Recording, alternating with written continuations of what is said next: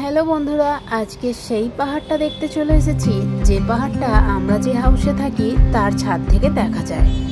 তো চলো পাহাড়ের উপরে কি আছে একটু দেখা যাক।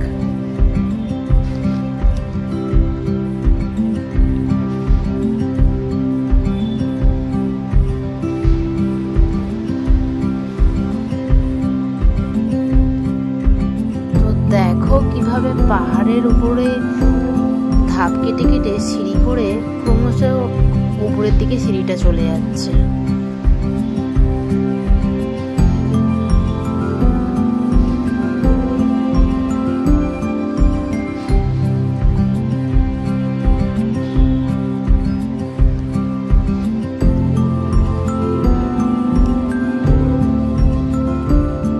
চারিদিক ঘন জঙ্গল গাছ।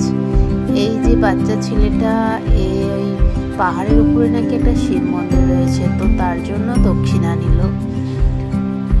তো ওই উপর দিকটা রয়েছে।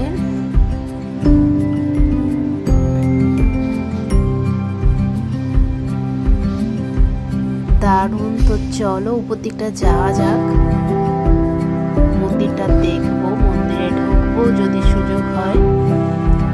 তো এই যে সামনে যে ভদ্রলোক যাচ্ছেন, প্রথমে তো বুঝতে পারিনি, তো উনি হচ্ছে মন্দিরটা গিয়ে খুলবেন আর কি।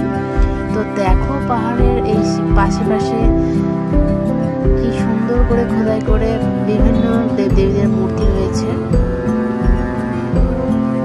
এটা কিন্তু পাহাড়ের উপরে, ঠিক আছে।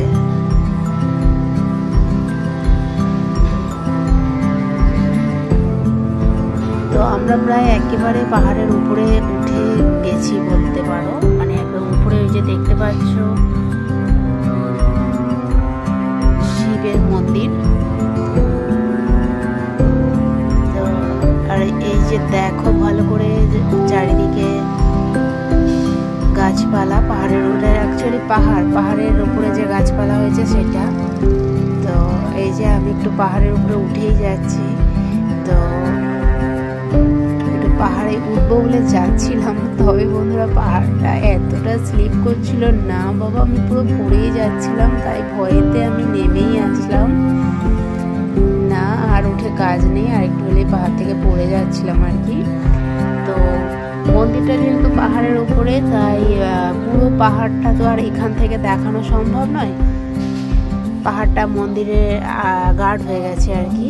যতটা পারছি দেখো পাহাড়টা, পাহাড়ের উপর কিভাবে গাছপালা হয়ে আছে দেখো।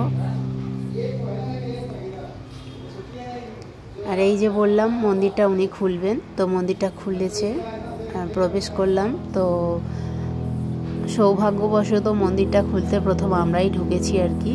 তো চলো একটু ভেতর দিকটা দেখা যাক। আর বাইরেটা দেখো, ওই যে দূরেও পাহাড়, চারিদিকে শুধু পাহাড় দেখা যাচ্ছে, একটু ভালো করে লক্ষ্য করো। মানে এই জায়গাটা পুরোটাই পাহাড় দ্বারা বেষ্টিত আর কি, চারিদিকে পাহাড়, যেদিকে দেখবে শুধু পাহাড় আর পাহাড়। তো এটা অ্যাকচুয়ালি শিব মন্দির।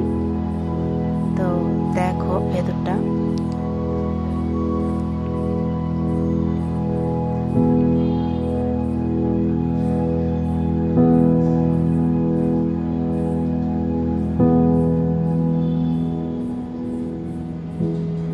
এই যে দেখতে পাচ্ছ পুরোহিত।